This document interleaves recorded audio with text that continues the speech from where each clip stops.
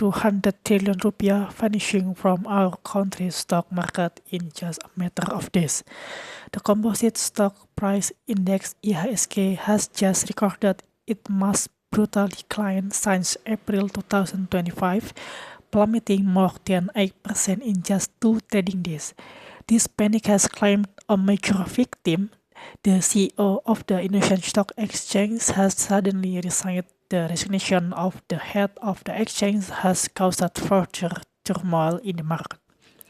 However, let us think critically. The resignation of an exchange CEO in the midst of a crisis is not the root of the problem. It is merely a symptom, the tip of the iceberg of a structural disease that has long been eroding our capital market.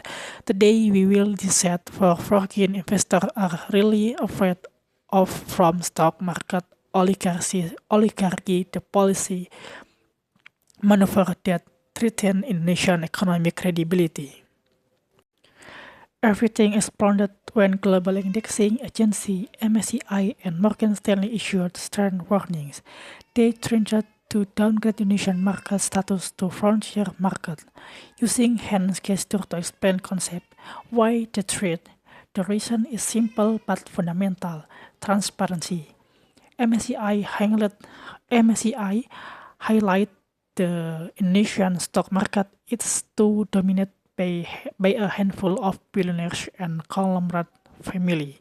The publication and the disclosure of ownership is unclear. Pie chart animation comparing controlling shareholdings large versus free float small.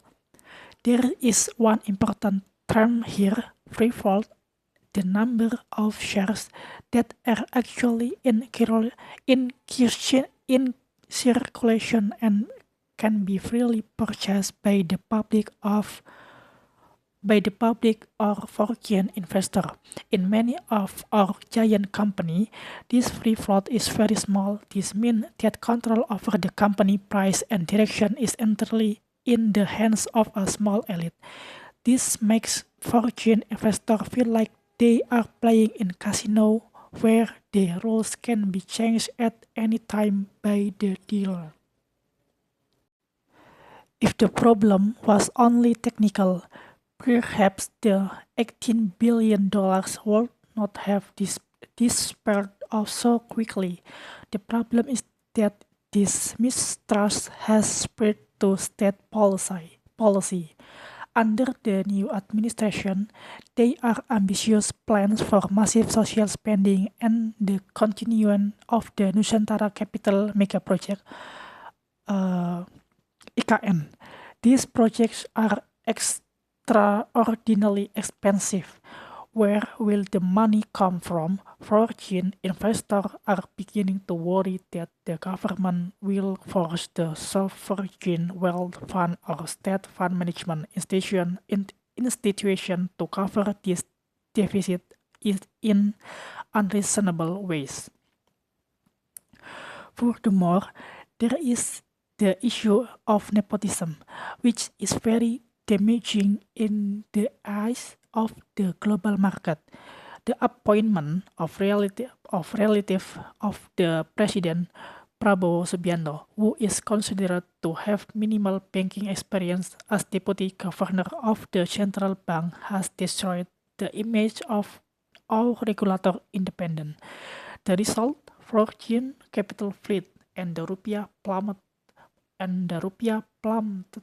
to a record low of 16.985 per US dollars.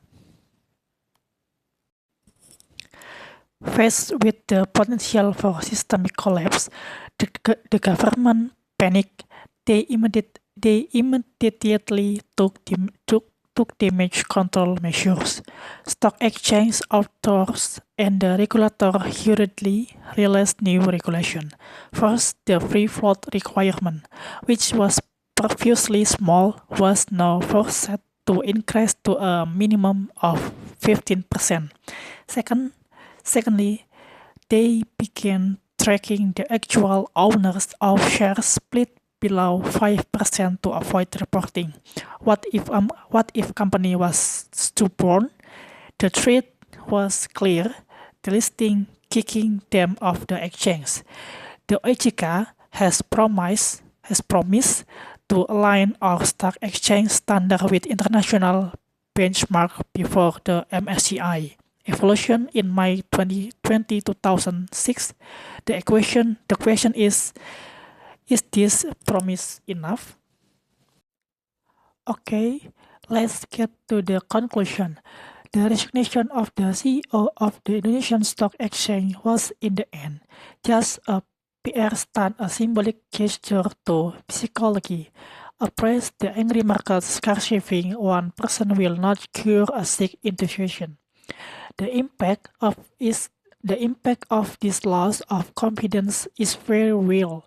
When the dollar broke through the 700 rupiah mark, it wasn't just stock traders who suffered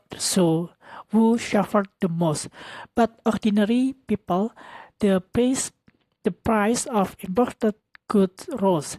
Inflation threatened and all labor-intensive industries which depend on foreign capital could collapse.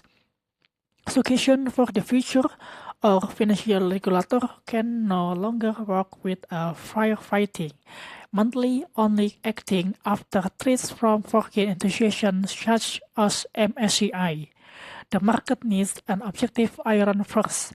The independence of the central bank must be restored, and corporate governance rules must be enforced without discrimination, regardless of who the conglomerate behind them are. Trust is like glass. Once it is broken, it takes years to repair. What do you think? Will these reforms actually happen, or will they just be hot air until May 2026? Share your rational opinions in the comment section. I'm Yan Balian, I'm Yan Balian. Thanks for watching and see you in the next analysis. Bye bye.